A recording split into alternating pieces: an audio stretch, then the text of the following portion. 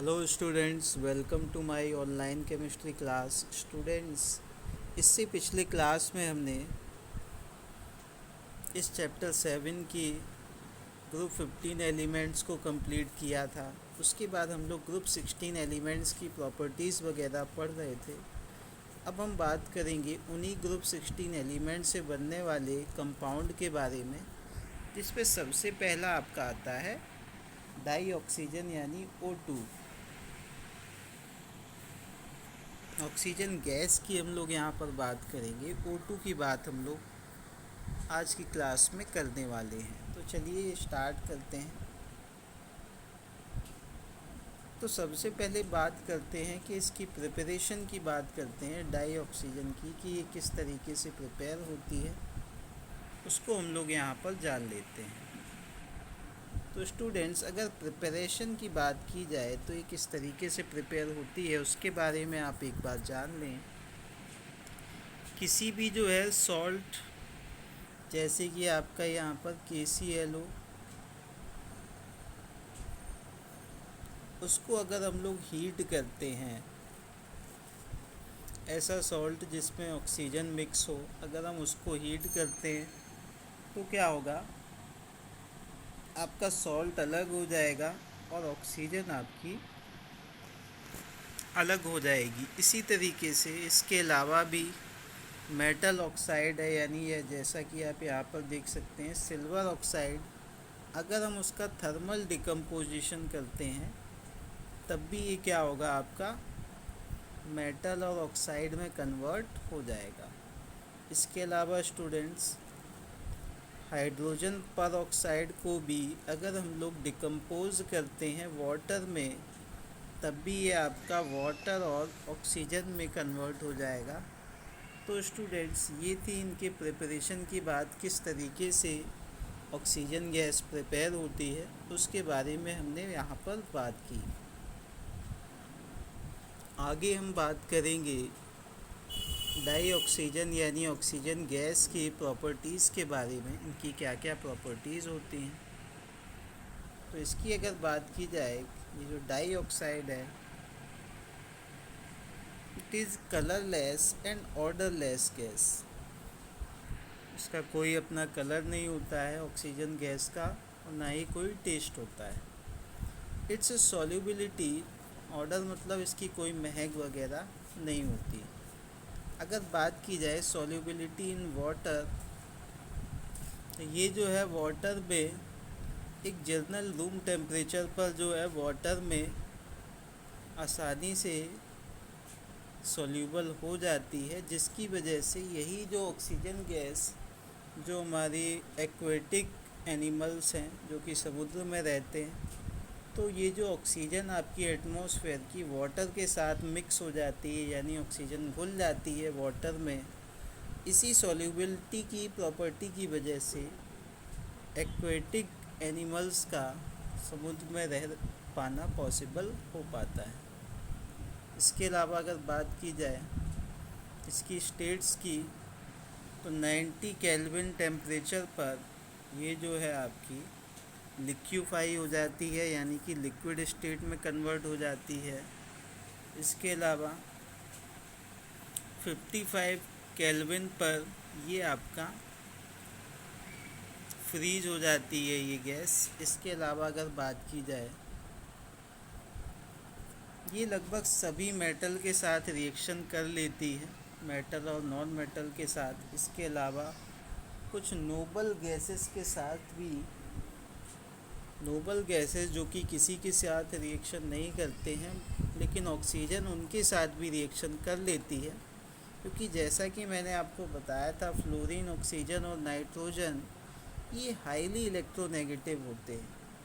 तो noble gases के साथ भी ये ऑक्सीजन रिएक्शन कर लेती है। आगे हम बात करेंगे इनके यूजेस के बारे में। It is important in normal respiration. ये जो गैस है हमारे लिए सांस लेने में काफ़ी इम्पॉर्टेंट है। बिना ऑक्सीजन गैस के हम लोग सांस नहीं ले पाएंगे। इसके अलावा अगर बात की जाए कंबशन के लिए, किसी भी चीज़ को जलाने के लिए ऑक्सीजन की प्रेजेंस मस्ट होती है। विदाउट प्रेजेंस ऑफ ऑक्सीजन कोई भी जो है आग वगैरह नहीं जल सकती। इसके अलावा ऑक्सी एसिटिलीन वेल्डिंग में भी ऑक्सीजन गैस का यूज़ होता है। जो वेल्डिंग होती है, एसिटिलीन वेल्डिंग जो होती है, उसमें ऑक्सीजन गैस का यूज़ होता है। अलग अलग मेटल्स को बनाने में, पर्टिकुलरली स्टील वगैरह बनाने के लिए ऑक्सीजन का यूज़ किया जाता है। इसके अलावा oxygen cylinder are widely used in hospitals. Oxygen cylinders जो है हॉस्पिटल में इनका यूज़ होता है। जो इसके अलावा जब भी कोई हाई एल्टीट्यूड्स पर जाता है, यानी ऊंचाई वाले पहाड़ों पर अगर कोई जाता है, या फिर प्लेन वगैरह में भी ऑक्सीजन सिलेंडर्स का यूज़ होता है। इसके अलावा किसी भी फ्यूल को जलाने के लिए भी ऑक्सीजन गैस की आवश्यकता पड़ती है। आई होप आपको ऑक्सीजन की प्रॉपर्टीज़, उसकी प्रिपरेशन और यूजेस के बारे में यहाँ पर पता चला होगा। अब हम ऑक्सीजन से बनने वाले एक और कंपाउंड की नेक्स्ट स्लाइड में चर्चा करने वाले हैं। वहाँ पर हम डिस्कशन करेंगे ओजोन के बारे में, जो कि आपके ऑक्सीजन के 3 मॉलिक्यूल से मिलकर बनता है। तो चलिए चलते हैं नेक्स्ट स्लाइड पर, बात करते हैं ओजोन की। ओजोन, जैसा कि मैंने बताया कि ये ऑक्सीजन की एलोट्रॉपिक फॉर्म है। नहीं, इसके फॉर्मूले की बात की जाए तो ये होता है आपका O3।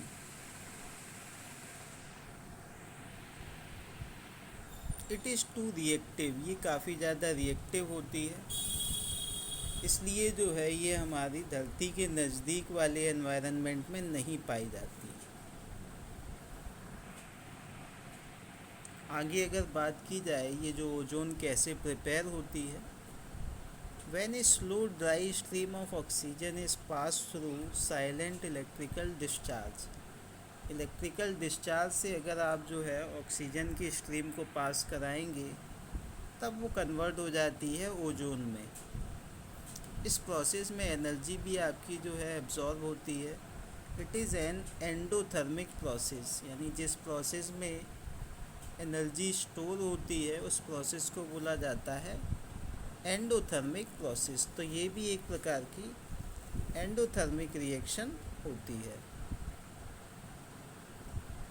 अब अगर क्या हो स्टूडेंट्स, अगर ओजोन की जो कंसंट्रेशन है वो 10% से ज़्यादा हो जाए,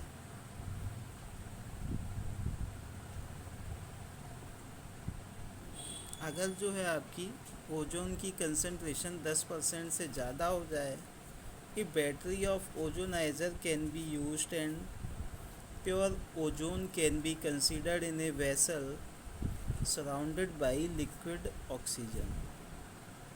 इसके अलावा क्या होता है, ए बैटरी ऑफ ओजोनाइजर की बैटरी जो है हम लोग यूज़ कर सकते हैं, और प्योर ओजोन को हम लोग क्या कर सकते हैं, एक वेसल में, उस वेसल में रख सकते हैं जहाँ पर लिक्विड ऑक्सीजन चारों तरफ से उसमें भरी हो। तो ये तो स्टूडेंट्स इनकी प्रोसेस की बात थी, जो कि आपने समझ लिया होगा कि ये काफ़ी इम्पोर्टेंट होती है। ओजोन गैस के बारे में अगर बात की जाए तो हमारे यहाँ जो हम लोग अल्ट्रा वायलेट रेस से, सन की काफ़ी हानिकारक अल्ट्रा वायलेट जो रेस होती हैं उनसे बचाने का ये हमें काम करती है। अगर देखा जाए प्योर ओजोन की प्रॉपर्टीज़ की बात की जाए तो इसका कलर होता है पेल ब्लू गैस, यानी ब्लू, हल्के जो है ब्लू कलर की होती है। इसके अलावा डार्क ब्लू लिक्विड, जब ये लिक्विड स्टेट में होती है तो इसका कलर डार्क ब्लू होता है, और सॉलिड स्टेट में जब ये होती है तो इसका कलर हो जाता है वायलेट ब्लैक।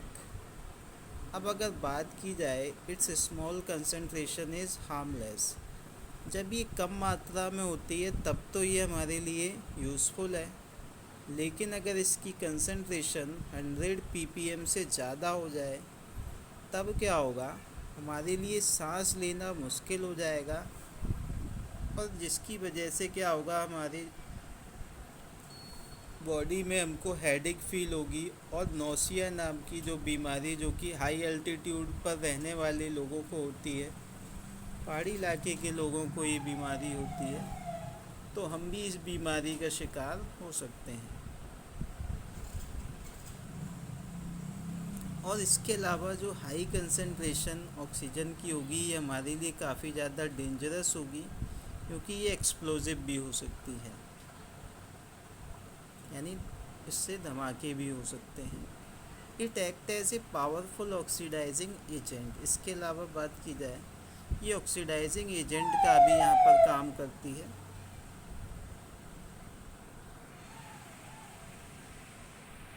आगे चलते हैं नेक्स्ट स्लाइड पर, जहाँ पर हम लोग ओजोन के यूजेस के बारे में जानेंगे। तो ओजोन का यूज़, जैसा कि मैंने आपको बताया, it is used as germicide, यानी कि जो वाटर वगैरह है उसको साफ़ करने के लिए ओजोन गैस का यूज़ किया जाता है। It is also used for bleaching oils की आइवरी, फ्लोर, स्टार्च और इनकी ब्लीचिंग के लिए भी ओजोन का यूज़ किया जाता है। और पोटेशियम परमैंगनेट को प्रिपेयर करने में भी आपका ओजोन का यूज़ किया जाता है। तो ये इसके यूजेस थे जो कि आपने समझ लिए। अब हम बात करते हैं सल्फ़र से बनने वाले कंपाउंड्स के बारे में। तो सल्फ़र की कई सारी एलोट्रॉपिक फॉर्म्स होती हैं, यानी सल्फ़र खुद से मिलकर जो है, जैसे ऑक्सीजन O2 O3 बना रहा था खुद से मिलकर, वैसे ही सल्फ़र भी आपका जो है एलोट्रॉपिक फॉर्म में पाया जाता है। इसी बेसिस पर जो है हम लोग जो है सल्फ़र को अलग अलग नाम से क्लासीफाई करते हैं, जो कि आपके होते हैं येलो रोम्बिक, मोनोक्लिनिक सल्फ़र। इस तरीके से हम लोग इनको क्लासीफाई कर सकते हैं। अब अगर बात की जाए रोम्बिक सल्फ़र की, ये इसका कलर होता है येलो, यानी रोम्बिक सल्फ़र की प्रॉपर्टीज़ की बात की जाए तो इसका कलर होता है येलो। इसका जो मेल्टिंग पॉइंट है वो होता है 385.8 केल्विन। इसकी जो स्पेसिफिक ग्रेविटी होती है वो होती है 2.06। अब अगर बात की जाए, it is soluble in water but dissolved to some extent in benzene alcohol in water।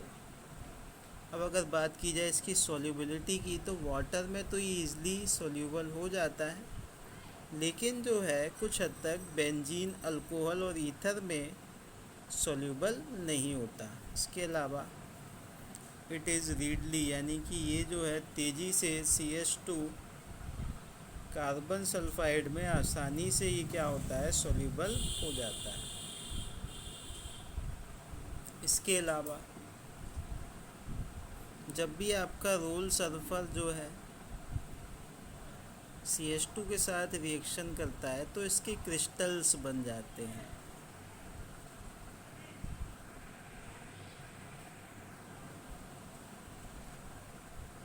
आगे हम लोग बात करते हैं मोनोक्लिनिक सल्फ़र की प्रॉपर्टीज़ के बारे में। अभी हमने रोम्बिक सल्फ़र की बात की, अब बात करते हैं मोनोक्लिनिक सल्फ़र के बारे में। इसका स्ट्रक्चर आप देख सकते हैं, क्राउन लाइक स्ट्रक्चर होता है। 8 सल्फ़र जब इसमें मिलते हैं तो इसका जो है क्राउन जैसा, एक ताज जैसा स्ट्रक्चर बनता है, जैसा कि आप यहाँ पर देख सकते हैं इस फिगर में। तो एक क्राउन जैसा स्ट्रक्चर इनका बन जाता है, इसको बोला जाता है मोनोक्लिनिक सल्फ़र। इनकी प्रॉपर्टीज़ की बात की जाए तो इनका मेल्टिंग पॉइंट होता है 393 केल्विन। इसकी जो स्पेसिफिक ग्रेविटी है वो होती है 1.98। It is soluble in CH2। इसका कोई कलर नहीं होता है, क्योंकि उसका आपने देखा था येलो कलर था रोम्बिक सल्फ़र का। अब अगर नीडल शेप्ड क्रिस्टल्स भी जो है इसके अंदर पाए जाते हैं। Both the molecules have acid molecules.